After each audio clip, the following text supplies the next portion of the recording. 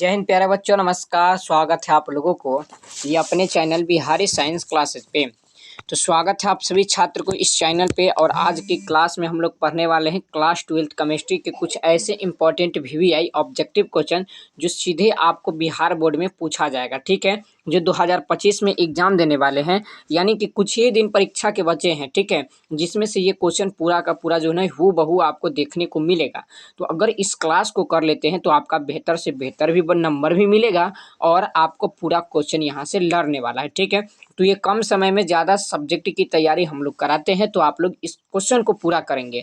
लगभग 10 मिनट में जो है ना, आप लगभग 10 मिनट में आप पूरे 35 ऑब्जेक्टिव को कवर करने वाले हैं और ये पूरा का पूरा टकराने वाला भी है। ठीक है, तो आप समझ रहे हैं ना कि कितना बड़ी बात है। तो इस बात को पूरा करना है, तो चलिए क्लास को स्टार्ट करते हैं बिना किसी समस्या के।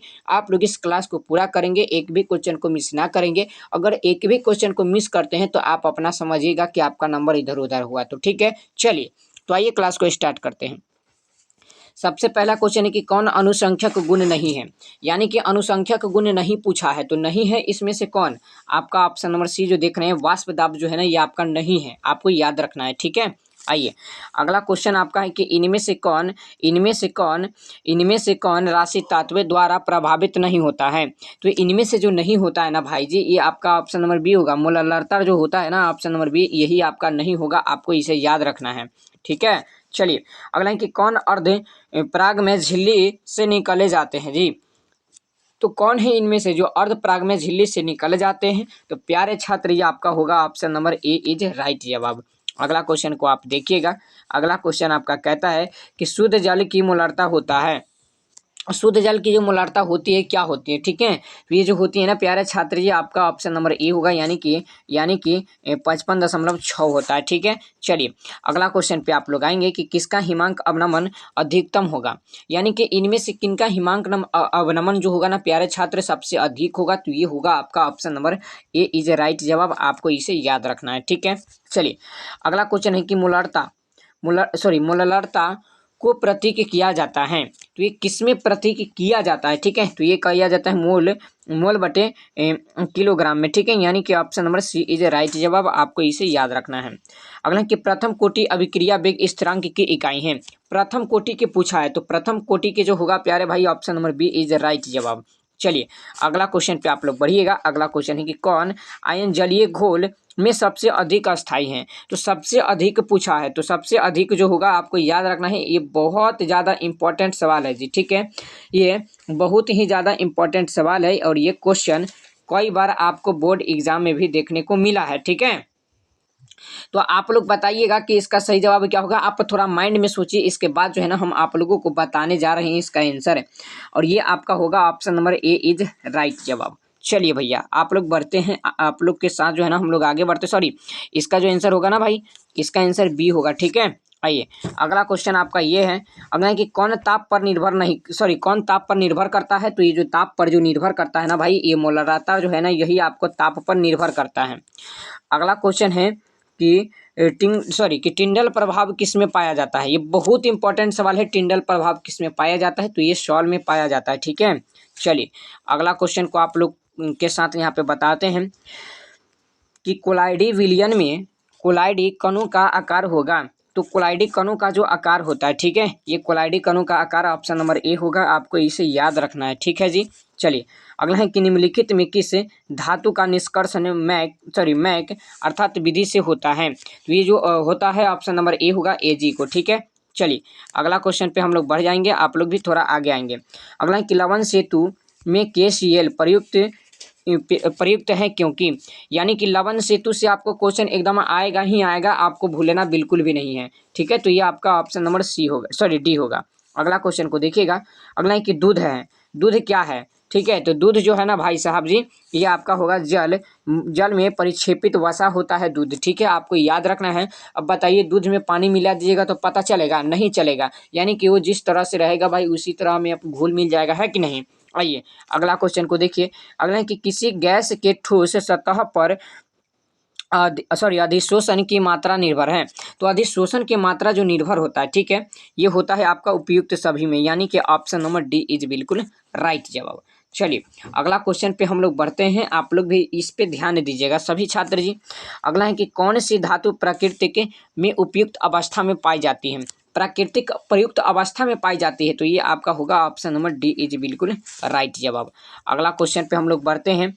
अगला क्वेश्चन है कि 2SO2 G प्लस O2 जी रिएक्ट करके जो बनाता है, तो इसका उदाहरण क्या होगा, ये किसका है सूत्र, ठीक है, और इसका उदाहरण क्या होगा, तो ये होगा छात्र जी option number D is right जवाब, आपको इसे याद रखना है। सॉरी, ये आपका बी होगा, ठीक है। चलिए अगला क्वेश्चन है आपका, कहता है कि मांड विधि द्वारा कौन धातु शुद्ध है जी, तो इनमें से शुद्ध पूछा है, ये शुद्ध जो होगा छात्र option number C is right जवाब। अगला क्वेश्चन है आपका कि सभी लेथेनाइल के लिए कौन सी ऑक्सीकरण व्यवस्था सामान्य है जी, तो ये जो होगा छात्र option number B is right जवाब, ठीक है, आपको इसे याद रखना है। चलिए हम लोग बढ़ते हैं आगे।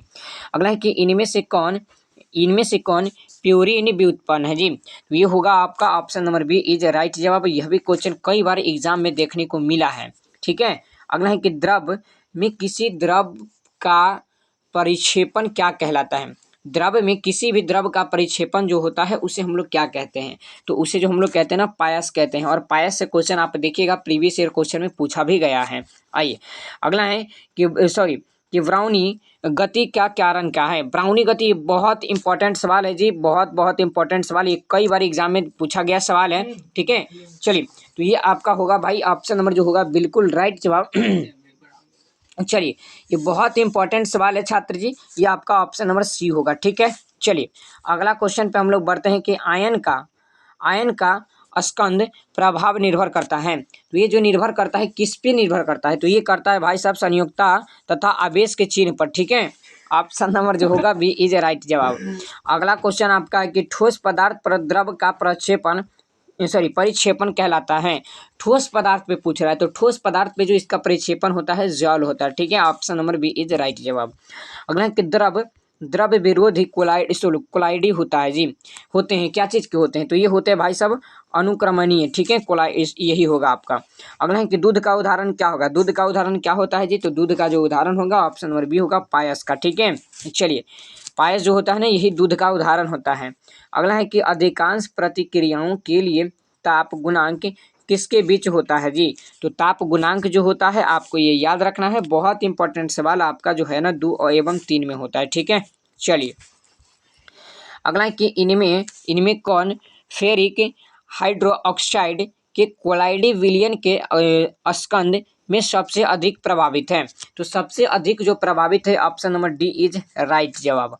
अगला क्वेश्चन पे आप बढ़िएगा कि जल में H2O और Cl2 को जब हम लोग रिएक्ट करते हैं तो तब 2HCl सूर्य प्रकाश में अभिक्रिया की कोटि इसका कितना होता है, ठीक है, तब इसकी कोटि जो होता है छात्र ये होता है आपका 0 होता है, आपको इसे याद रखना है। चलिए आप लोग बढ़िए आगे। अगला है कि इनमें कौन प्रथम कोटि की अभिक्रिया के वेग स्थिरांक की इकाई है, तो वेग स्थिरांक की जो इकाई होता है आपको याद रखना है, बहुत इंपॉर्टेंट सवाल है, ये आपका ऑप्शन नंबर ए होता है, ठीक है, टाइम इनवर्स। अगला है कि फैराडे का विद्युत विच्छेद द्वितीय नियम संबंधित है, तो इनका द्वितीय नियम जो होगा option number B is right जवाब, विद्युत के समतुल्य भार से, ठीक है। चलिए अगला है कि फैराडे का विद्युत अपघट्य नियम किससे संबंधित है, तो ये जो संबंधित है किससे संबंधित है, तो ये आपका होगा ऑप्शन नंबर डी इज बिल्कुल राइट जवाब। अगला क्वेश्चन पे हम लोग पुनः बढ़ते हैं, आप लोग भी इस पे ध्यान दे दीजिएगा। अगला कि तापमान में वृद्धि के साथ धातु की चालकता होगी, तो धातु की जो चालकता होगी ये घटती है, ठीक है, ऑप्शन नंबर बी होगा आपका।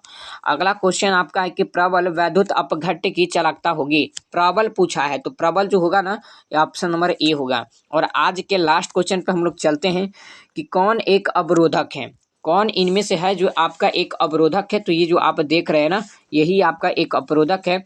और आज के क्लास में हम लोग पूरे 35 ऑब्जेक्टिव को क्लियर किए हैं, और ये पूरे 35 ऑब्जेक्टिव जो है ना आपको बोर्ड एग्जाम में पूछा जाएगा, ठीक है, जो कि अभी से आपको 15 से 17 दिन बचा है, इसमें जो है ना आप जितना ज़्यादा कवर कर लीजिएगा इंपॉर्टेंट क्वेश्चन उतना ही ज़्यादा आप लोगों के लिए अच्छा रहेगा, ठीक है। तो ये क्वेश्चन आपको पूरा का पूरा टकराने वाला है, अगर ये क्लास अच्छा लगा हो तो एक छोटा सा लाइक आप कर देंगे, ठीक है, और चैनल पे जो नए होंगे चैनल को सब्सक्राइब करके अन्य स्टूडेंट्स के पास इस क्लास को शेयर शेयर जरूर करिएगा। और इम्पॉर्टेंट पीडीएफ्स लेना चाहते हैं तो आप हमारे इस दिए गए व्हाट्सअप नंबर पे जो है ना, आप व्हाट्सअप पे भी मैसेज कर सकते हैं और पीडीएफ्स को भी प्राप्त कर सकते हैं, ठीक है। और क्लास अच्छा लगा हो तो आप हमें ज़रूर बताइएगा, पूरा क्वेश्चन को कमेंट बॉक्स में आप बताइए कि आपका कितना सही हुआ, कितना सही हुआ, ठीक है, गलत हुआ, और आप कौन से ज़िले से इस क्लास को देख रहे थे आप हमें ज़रूर बताइएगा। और मिलते हैं फिर किसी और नेक्स्ट वीडियो में, तब तक के लिए जय हिंद, वंदे मातरम। हर रोज़ आप क्लास टाइमिंग के साथ आप क्लास कीजिए, जो कि आपको शाम में आपको क्लासेज मिलेगा, ठीक है। शाम में आपको क्लासेज मिलेगा 5:45 से, ठीक है। 5:45 से आपको शाम में क्लासेज मिलेगा और सुबह में आपको क्लासेज मिलेगा ना छात्र, आपको 6:30 बजे से मिलेगा। तो आप हर रोज़ क्लासेज करना बिल्कुल भी ना भूलें। और हर रोज़ लाइव क्लासेज भी चलता है आपको 10-15 से, तो आप हर रोज़ 10-15 से लाइव क्लासेज भी कर सकते हैं। मिलते हैं फिर किसी और नेक्स्ट वीडियो में, तब तक के लिए जय हिंद, वंदे मातरम।